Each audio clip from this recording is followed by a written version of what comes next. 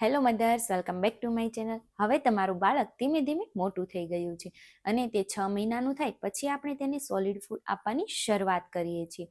તો આજના વિડીયોમાં આપણે વાત કરીએ છીએ કે બાળકોની રવો એટલે કે સૂજી ક્યારે આપવી જોઈએ, કેટલી આપવી જોઈએ અને કેવી રીતે આપવી જોઈએ, જેથી તે સરળતાથી પચી પણ જાય અને બાળકો માટે કેમ બેનિફિટ. તો આજના વિડીયોમાં હું તમને આ બધું ખૂબ જ સરળ રીતે સમજાવીશ. તો ચલો વિડીયોની શરૂઆત કરીએ. પહેલા તો આપણે વાત કરીએ કે બાળકોને રવો ક્યારે આપવો જોઈએ. તો મધર્સ, જ્યારે બાળક 6 મહિનાનું થઈ જાય છે અને આપણે તેની ઉપરનો ખોરાક આપવાની શરૂઆત કરીએ છીએ ત્યારે આપણે બાળકોને રવો આપવાની શરૂઆત કરી શકીએ છીએ.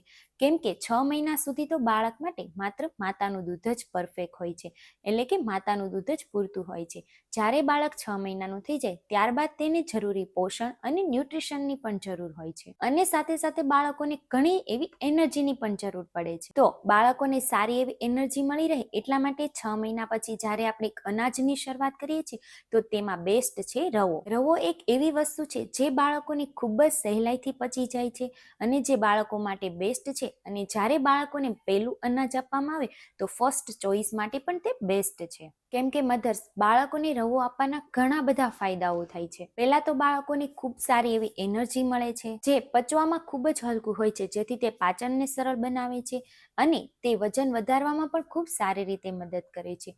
રવો એક એવું અનાજ છે જે ખાવાથી બાળકોનું પેટ લાંબા સમય સુધી ભરેલું રહે છે અને બાળક શાંતિથી સૂતું પણ રહે છે. અને સૌથી સારી વાત તો એ છે કે રવો એક એવી વસ્તુ છે કે જ્યારે બાળકોને આપણે શરૂઆતમાંથી આપવાની શરૂઆત કરીએ પછી ધીમે ધીમે તેમાંથી ઘણી એવી વાનગીઓ બનાવીને આપી શકીએ છીએ જેનાથી બાળકોને તે ભાવે પણ છે અને બાળકોને સારું એવું પોષણ પણ મળે છે. તો મધર્સ, જ્યારે બાળક 6 મહિનાનું થઈ જાય ત્યારે આપણે પહેલા વાત કરીએ કે બાળકોને રવો આપવાની શરૂઆત કેવી રીતે કરવી જોઈએ. પહેલા તો બાળકોને રવો એકદમ પતલું પ્યુરી બનાવીને આપવું જોઈએ. જેમ કે એને કેવી રીતે બનાવવું, પહેલા તો એક પેનમાં 1 ચમચી જેટલું સૂજી લો, તેની અંદર થોડું અમથું ઘી એડ કરી તેને ખૂબ સારી રીતે શેકી લો.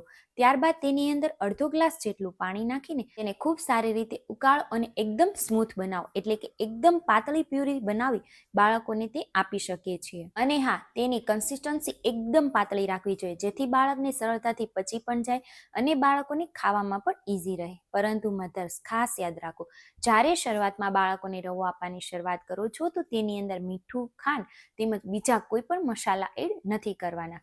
એટલે કે બાળક 1 વર્ષનું થાય ત્યાં સુધી આપણે બાળકોને મીઠું અને ખાંડ બિલકુલ ના આપવું જોઈએ. તો હવે મહત્વનો પ્રશ્ન છે કે બાળકોને રવો કેટલો અને કેટલી વાર આપવો જોઈએ. તો મધર્સ, જ્યારે તમે બાળકોને રવો આપવાની શરૂઆત કરો છો તો પહેલા તો બાળકોને તમે 1 ચમચી જેટલો જ આપો.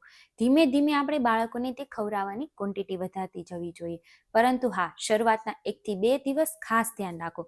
જો બાળકોને તે શૂટ થઈ જાય અને બાળકોને કોઈ પણ જાતની એલર્જી ના જણાય તો જ આપણે બાળકોને રવો આપવો જોઈએ. ધીમે ધીમે બાળકોને 1 ચમચી જેટલો આપો અને તેના 10 થી 15 દિવસ પછી તમે બાળકોને 2 ચમચી જેટલો આપો. એવી રીતે ધીમે ધીમે તમે બાળકોને રવાની ક્વોન્ટિટી વધારતી જવી જોઈએ. પરંતુ શરૂઆતમાં બાળકોને ખૂબ જ વધારે રવો ના આપવો જોઈએ. જો બાળકોને શૂટ થાય ત્યારબાદ જ આપણે બાળકોને રવો આપવાની ક્વોન્ટિટી વધારવી જોઈએ. તો હવે વાત કરીએ કે આપણે રવો આપીએ છીએ ત્યારે શું ધ્યાન રાખવું જોઈએ. તો મધર, જ્યારે બાળકોને શરૂઆતમાં રવો આપો છો અને 2 થી 3 દિવસ સુધી સતત આપો છો તો તેને ખાસ જો બાળકોને કોઈ પણ એલર્જી જણાય, બાળકોને ઉલટી થાય, બાળકોને કબજિયાત થઈ જાય અથવા તો બાળકોના સ્કિન પર કોઈ પણ રેસિસ જણાય તો તે રવો ત્યારે જ બંધ કરી દેવો જોઈએ અને એકવાર ડોક્ટરની સલાહ જરૂરથી લેવી જોઈએ. અને હા, ખાસ ધ્યાન રાખો, જ્યારે બાળકોને તમે રવો આપો છો તો હંમેશા ફ્રેશ બનાવીને જ આપો. એટલે કે તમે તેને સવારે બનાવ્યો છે તો બપોરે આપો, સાંજે આપો, એવી રીતે બિલકુલ ના આપવો જોઈએ. હંમેશા તાજો બનાવીને જ બાળકોને ખવડાવવો જોઈએ અથવા તો ફ્રીઝમાં મૂકીને પણ બાળકોને બિલકુલ ના આપવો જોઈએ. અને જ્યારે બાળક 7 થી 8 મહિનાનું થઈ જાય છે ત્યારબાદ તમે તેમાંથી વિવિધ વાનગીઓ બનાવીને પણ બાળકોને આપી શકો છો. તો હવે આપણે વાત કરીએ કે રવામાંથી આપણે બાળકોને કઈ વાનગીઓ આપી શકીએ છીએ. તો મધર્સ, જ્યારે બાળકોને રવો એકદમ શૂટ થઈ જાય, બાળક ધીમે ધીમે તે ખાવા લાગે, બાળકોને પસંદ આવવા લાગે અને બાળક તેમાં કમ્ફર્ટેબલ થઈ જાય ત્યારબાદ આપણે તેમાંથી વિવિધ વાનગીઓ બનાવીને પણ બાળકોને આપી શકીએ છીએ. એટલે કે બાળક જ્યારે 7 થી 8 મહિનાનું થઈ જાય ત્યારબાદ તમે તેને રવાની ખીર, એકદમ સોફ્ટ ઉપમા તેમજ સૂજી અને દાળનું મિશ્રણ, અથવા તો કોઈ પણ મિક્સ્ડ વેજીટેબલ બનાવો છો તો પણ તેની અંદર રવો એકદમ શેકીને તમે એડ કરી શકો છો, અથવા તો તમે રવાની ખીચડી બનાવીને પણ બાળકોને આપી શકો છો, જે બાળકોને ટેસ્ટમાં પણ અલગ લાગશે, બાળકોનું ટેસ્ટ પણ ડેવલપ થશે અને બાળકો ખાવાનું પણ પસંદ કરશે. પરંતુ મધર્સ, રવો આપતી વખતે આ સામાન્ય ભૂલો બિલકુલ ના કરવી જોઈએ. જ્યારે બાળકોને શરૂઆતમાં રવો આપવાની શરૂઆત કરો છો તો બાળકોને એકદમ ઘાટું બનાવીને ના આપવું જોઈએ, તેમજ 1 વર્ષ સુધી બાળકોને મીઠું અને ખાંડ બિલકુલ ના આપવી જોઈએ. તેમજ શરૂઆતમાં બાળકોને એકદમ વધારે ક્વોન્ટિટીમાં પણ ના આપવું જોઈએ.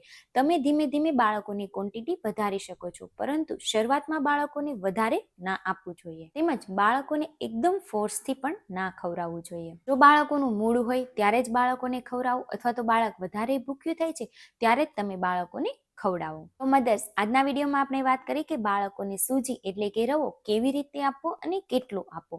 તો મધર્સ, આ ખૂબ જ સરળ રીત છે. બાળકોને શરૂઆતમાં 6 મહિના પછી રવો આપવાની શરૂઆત કરી શકીએ છીએ. શરૂઆતમાં એકદમ સિમ્પલ અને પાતળી પ્યુરીથી શરૂઆત કરવી જોઈએ અને ધીમે ધીમે બાળકોને અમુક વાનગીઓ પણ આપવાની શરૂઆત કરી દેવી જોઈએ. તો આઈ હોપ સો તમને મારો વિડીયો પસંદ આવ્યો હશે. તો બીજા મધર્સને જરૂરથી શેર કરજો અને મારી ચેનલને like, share and subscribe two my channel.